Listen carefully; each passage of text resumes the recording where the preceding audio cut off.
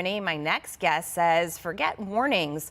It's time to start acting. Republican House Armed Services Committee member Mike Turner. Good morning, sir. Good to see you. Morning. Part of the conversation that we were just having is are these efforts by the United States just a little too late at this point? You know, President Biden came in, he was tested by foreign leaders, and they essentially have realized that potentially they've got a green light here when they're dealing with him.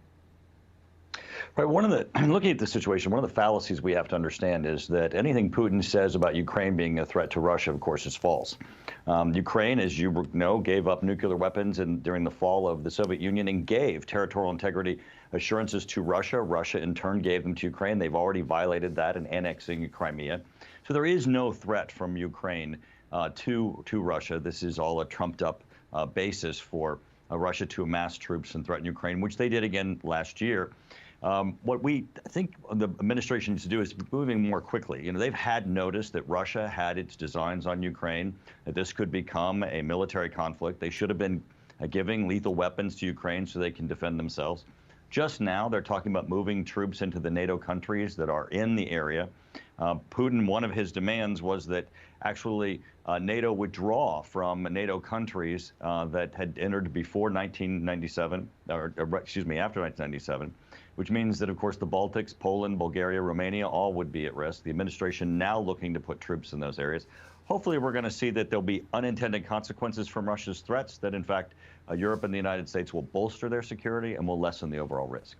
Do you think, I mean, we're sort of approaching crisis point now, and so we're having these kinds of conversations, but do you think over the course of his conversations with Vladimir Putin that President Biden could have used some diplomacy, could have reassured him that, you know, his worst fears would not come true, and some of the other NATO allies could have done that as well to sort of avoid the situation that we're in altogether? Well, I think this is, you know, when Putin has started with his statements that Russia should regain its territory that it had in the during the Soviet Union, and post-Soviet Union, it needs to work to, reconnect that territory. It already has stated openly of its intention to threaten its neighbors.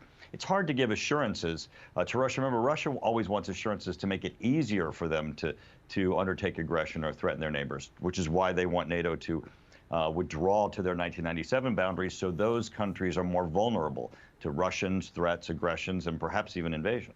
Some people have questioned the advisors to the president, if you will, looking at what happened in Afghanistan last year, looking at the situation here and the fact that there was a lack of, if you will, foreign policy strategy coming out of this administration. It seems like the crisis just approaches and then everybody becomes frantic trying to find a solution.